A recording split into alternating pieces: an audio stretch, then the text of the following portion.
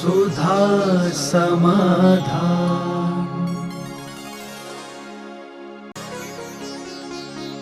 नमोस्तु गुरुदेव। हम ऐसा क्या करें कि हम अपने पिता के हाथ का थप्पड़ न खाना पड़े? एक ही प्रवचन था। आज प्रातः काल ही कहा, ऐसा कोई कार्य ही मत करो जो पिता की इच्छा के विरुद्ध हो, जिससे उनको एक हाथ उठाना पड़े। और हाथ उठा दिया है तो हाथ पकड़ना नहीं, क्योंकि उनका हाथ का थप्पड़ ही हमें बुराइयों से बचा देगा। इसलिए डॉक्टर की हाथ की दवाई खाना नहीं, और यदि बीमार हुए हो तो दवाई खाए बिना रहना नहीं। पहला प्रयास करो कि दवाई खाना ही नहीं पड़े, लेकिन बीमार हो गए हो तो फिर पथ्य किए बिना नहीं रहना चाहिए। नमोस्तु गुरुदेव। गगन बिहारी भगवान क्या हमेशा गगन में विहार करते हैं? एक बार केवल ज्ञान के बाद जब वो 5000 धनुष ऊपर चले जाते तो फिर वो नीचे नहीं आते। समोषण की रचना भी ऊपर ही होती है, तभी तो 20,000 सीढ़ियाँ लगाई जाती हैं। 5000 धनुष ऊपर हैं तभी 20,000 सीढ़ी बनती है। एक हाथ की एक सीढ़ी होती है, और 5000 धनुष के जो हाथ बनाए जाएं तो 20,000 हाथ हो जाते।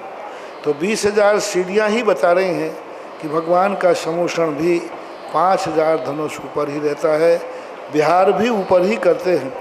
कुजवर जिनसेन स्वामी ने हरिवंश पुराण के अंदर कहा कि भगवान गगन विहार करते हैं, लेकिन आजू बाजू के लोगों को ऐसा लगता नहीं कि भगवान इतने ऊपर है। वो ऐसी सेटिंग रखते हैं कि जैसे आई लेवल जैसा होता है ऐसे ही दिखते हैं। ये देवों की व्यवस्था होती है।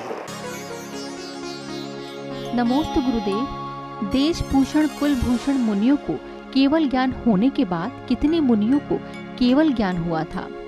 केवली तो बहुत हुए हैं। जैसे अपन कहते हैं ना, 6 कर्म की व्यवस्था आदिनाथ ने बनाई थी, तो क्या आदिनाथ के अलावा बीच में कोई तीर्थंकर नहीं हुए हैं? लेकिन उनका कथन था कि उनानंद वीर महाराज ने ये बात की घोषणा की, अन्य तीर्थंकरों के समय अन्य केवलियों के बीच में किसी ने प्रश्न नहीं किया होगा, इसलिए वो नहीं आया होगा। बाकी तीर्थंकर हुए हैं, बहुत सारे केवली भी हुए हैं। और अनंत वीर ये कोई एक ही नहीं हुए हैं, बहुत सारे केवली उस नाम से हुए हैं। नमोस्तु गुरुदेव। राजनीतिक क्षेत्र में जैन समाज इतना क्यों बिछड़ता जा रहा है?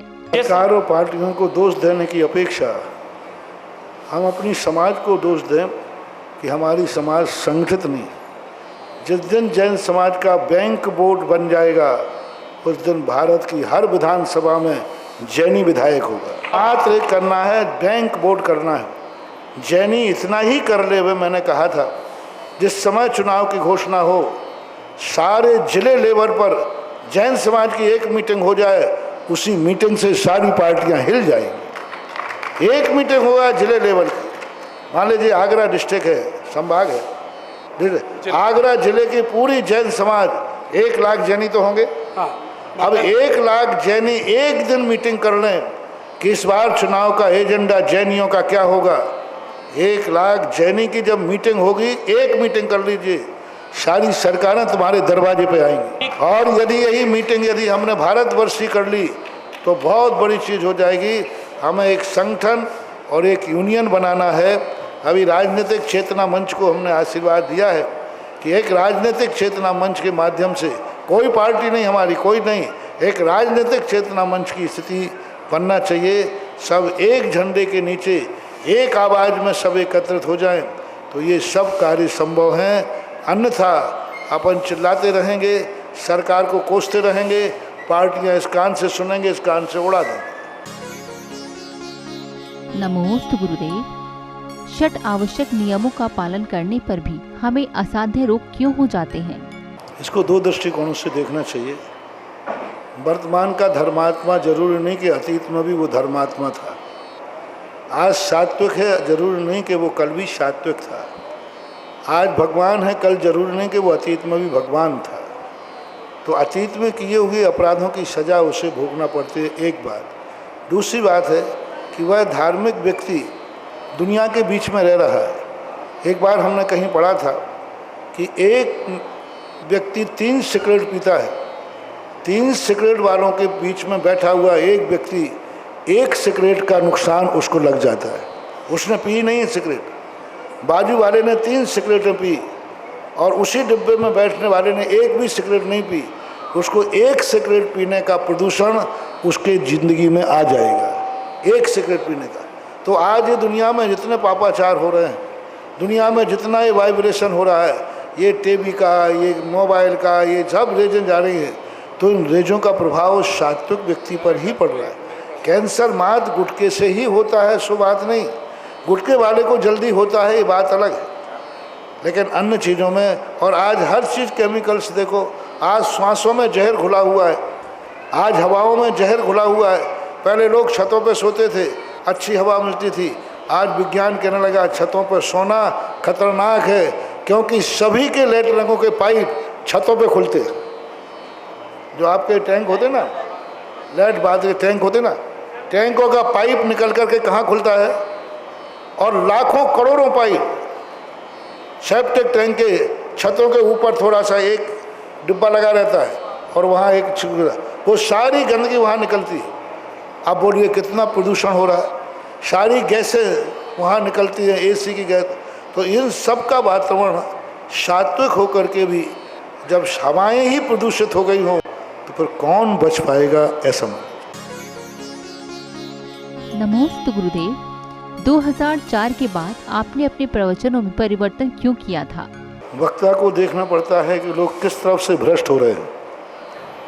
आज दुनिया में लोग चारस से सब भ्रष्ट हो रहे हैं, अध्यात्म की चर्चाएं करते हैं और चारस से खोखले होते जा रहे हैं। इसलिए जिस तरफ की हवाएं विपरीत बहती हों, उन हवाओं को रोकने के लिए उपदेश देना पड़ता है। उपदेश में हमें ज्ञान नहीं बखानना है, उपदेश में हमें श्रोताओं का उद्धार करना है।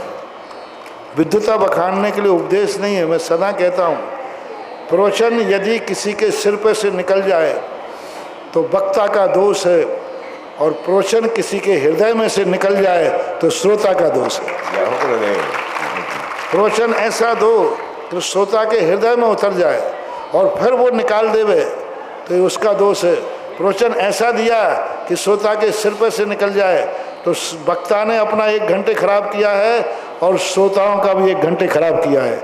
इसलिए मैं जनता का 1 घंटे खराब नहीं करना चाहता हूँ, इसलिए इनके हृदय में जो उतर जाता है वही प्रवचन दे देते। जब इन्होंने एक बात कही, जब आगरा पंचकर्णक में मैं यहाँ आया, पूज्य आचार्य महाराज की आज्ञा से हम और हमारे महाराज थे क्षमा सागर जी महाराज, दोनों संग आए। यहाँ मैं राजस्थान में किसी को नहीं जानता था, मात्र एक शख्स था जो आचार्य जी के पास रहते थे वक्त, उसका नाम है बंटी गदिया। वो आ रहा है, वो सामने खड़ा है, मात्र इसी को जानते, बस यही अकेला बार बार आता था। और मैंने कहा, भाई तुम मुझे अकेला राजस्थान ले जाके क्या करेगा, अकेला क्या करेगा। फिर इसने एक ग्रुप जोड़ा और जोड़ते जोड़ते आज पूरा राजस्थान जुड़ गया। नमोस्तु गुरुदेव, संयुक्त द्रव्य और समवाय द्रव्य में क्या अंतर है? संयोग और समवाय, जैन दर्शन में समवाय तादात्म्य संबंध को बोलते हैं। पूज्यवर कुंदकुंज स्वामी ने पंचाशत इकाई के अंदर समवाय संबंध को तादात्म्य संबंध के संख्या दी है। यानी समवाय संबंध जो होता है ज्ञान का आत्मा के साथ, गुण का गुणी के साथ, इसको समवाय संबंध किया है। अन्य दर्शनकार समवाय संबंध जो मानते हैं, भिन्न पदार्थ को भिन्न पदार्थ से जोड़ने वाला, जैसे कागज है, 2 कागज को चिपकाने वाली गोंद होती है, ऐसा ही उनके दर्शन के अनुसार 2 पदार्थों को, प्रकृति और पुरुष को जोड़ने वाला एक समवाय नाम का पदार्थ होता है। वो जोड़ता है, जो 2 पदार्थों को जोड़ने का काम करता है। इसलिए समवाय शब्द का अर्थ ये 2 रूप में है। और संयोग संबंध का अर्थ होता है 2 संयोग। जैसे ये पेंसिल है, इस हाथ में पेंसिल का संयोग है, स्पष्ट रूप से पृथक दिख रही है लेकिन फिर भी हाथ के ऊपर है, तो संयोग ऐसा माना जाए। नमोस्तु गुरुदेव, सामायिक का हमारे जीवन में क्या महत्व होता है? सामायिक का अर्थ है कि जो व्यक्ति 24 घंटे सावध प्रवृत्ति को नहीं रोक सकते, तो कुछ समय के लिए अपनी सावध प्रवृत्ति को रोक सके, इसलिए सामायिक की व्यवस्था की गई। क्योंकि आप गृहस्थ लोग हैं, 24 घंटे राग द्वेष आराम परिग्रह में पड़े रहते हैं, तो कुछ समय के लिए सही, उतने समय के लिए सावध से, परिग्रह से, प्रवृत्ति से निर्वृत्त होकर के हम अपने क्षमता स्वरूप में आ सकें, यह सामायिक करने का मुख्य उद्देश्य था। सामायिक में अपने परिणामों को स्वयं आत्मचिंतन करके निर्मल बनाने का उपक्रम किया जाता है। अपने जीवन की विपरीत परिस्थितियों को क्षमता और शांतपूर्वक सहन करने की शक्ति अर्जित की जाती है। अपने नेचर को बदलने का एक सबसे बड़ा उपाय है। हमारा नेचर है, कभी प्रतिकूल परिस्थिति बनते ही हम राग द्वेष में उलझ जाते हैं। तो सामायिक के अंदर विपरीत परिस्थितियों में भी अपने राग द्वेष को नहीं उत्तेजित होने देना, ये एक साधना की बहुत बड़ी शक्ति, अभ्यास सामायिक में होता है। और एक निश्चित समय करके अनुष्ठान के रूप में सामायिक को व्रत, प्रतिमा आदि नाम दिए जाते हैं। नमोस्तु गुरुदेव। भूगर्भ से निकलने वाले सोने चांदी की प्रतिमाओं के साथ साथ अभी तक धातुओं की प्रतिमाएं क्यों नहीं निकली हैं? ढालने की उस समय इतनी सुविधाएं नहीं थी। धातु की प्रतिमा को ढालने के लिए बहुत भट्टी आदि, ईंधन आदि सब उपक्रम चाहिए पड़ते थे, इसलिए प्रायः धातुओं की प्रतिमा कम बनाई गई। और दूसरी बात है, मूर्तियों की जो पाषाण की मूर्तियां हैं, उनमें जो एनर्जी लेवल होता है वह पीतल की मूर्तियों में आदि में नहीं देखा गया। आगम में हालांकि निषेध नहीं है, धातुओं की मूर्ति का उल्लेख आगम में आता है, लेकिन जो पाषाण की मूर्ति का स्वरूप है वो एक अपने आप में होता है। ऐसे कई कारण रहे होंगे, शास्त्रों में कोई कारण अलग से नहीं दर्शाया गया, ये हमारी दृष्टि से अनुमान है। नमोस्तु गुरुदेव। आप अपना जन्मदिन क्यों नहीं मनाते हो और हम बच्चों को अपना जन्मदिन कैसे मनाना चाहिए? देखो, मेरा किसका जन्मदिन है बेटा आज? महाराज जी का। तुम भूल रहे हो, महाराज जी का जन्मदिन नहीं है। महाराज जी का जन्मदिन नहीं है। यदि होता तो हम जरूर बैठे रहते। सुबह ये इन्होंने कहा था ना, तो हमने कि बोल रहे होंगे किसी के जन्मदिन की बात है। अपना जन्मदिन तो अलग आता है, जिस दिन दीक्षा हुई वही हमारा जन्मदिन होता है। किसी भी शास्त्रों में, किसी भी आचार्यों का कहीं भी जन्मदिन मनाने के कोई उल्लेख नहीं पाएगा। इतने आचार्य हुए, तीर्थंकर को छोड़ करके उनका जन्मदिन नहीं मनाया जाता, उनका जन्म कल्याणक मनाया जाता है, जन्म जयंती मनाई जाती है उनकी माँ तीर्थंकरों की। और किसी के उल्लेख ऐसे पाए नहीं गए किसी प्रकार के। ये सब बातें हैं। इसलिए तुमने महाराज, इसलिए मैंने पूछ लिया, महाराज का है, वो महाराज का है ही नहीं। जिसका हो उससे पूछना, वो मनाएगा।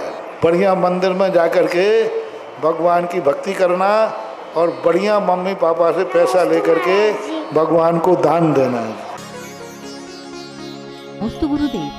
कुछ लोग पूजन की थाली को थाल बोलते हैं, कुछ लोग थाली। तो इन शब्दों का हमारे भावों पर क्या प्रभाव पड़ता है? और बर्तन, ये शब्द का कोई मायने नहीं रखता। जिस प्रकार की व्यवस्थाएं जहाँ होती हैं, थाल भी बोल सकते, बड़े को थाल बोलते, छोटी को थाली बोलते। इसलिए ऐसा बोलने में बस इतना ही जरूर है कि कागज़ में लेके नहीं करें। कई लोग क्या है, कागज़ में द्रव्य रख लेते हैं और चढ़ाते जाते हैं, और एक ही चावलों को अष्टद्रव्य बना देते हैं। तो हमने उनसे यही कहा कि भाई मेरे महाराज जी, क्या फ़र्क पड़ता है, चावली जल है, चावली चंदन है, चावली अक्षत है, मैंने कोई फ़र्क नहीं पड़ता। ऐसा कर्म बंधेगा कि रोटी मिल जाएगी, रोटी सब्जी है, रोटी दाल है, रोटी नमक है, और खाते रहना, कर्म ऐसे ही बंधेगा। क्योंकि वहाँ भी यही मिलेगा। क्योंकि जब तुमने पूजा में चावलों को सब मान लिया और प्रमाद कर रहे क्या फ़र्क पड़ता है, तो वहाँ भी क्या फ़र्क पड़ता है, पेट तो रोटी से भरना है, तो उसी को तुम मान लेना।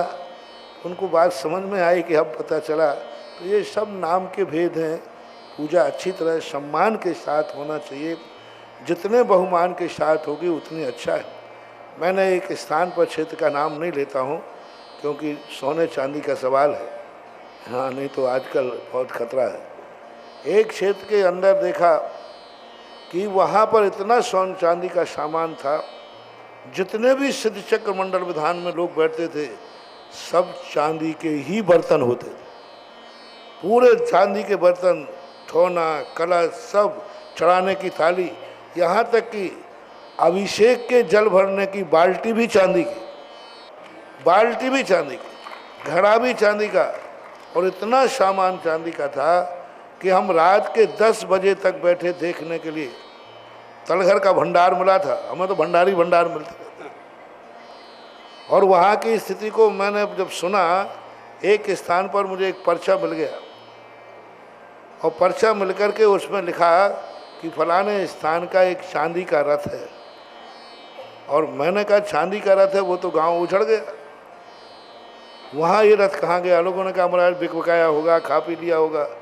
मैंने कि जैन समाज इतना बड़ा रथ नहीं डकार सकती होगा। मैं गया, वहाँ रुका, मैं जल्दी सामायिक से उठ जाता था क्योंकि बाद में तो तुम हमें घूमने नहीं दोगे, तो जल्दी उठ करके लघु संघ के बहाने मंदिर के चक्कर लगाता रहता था।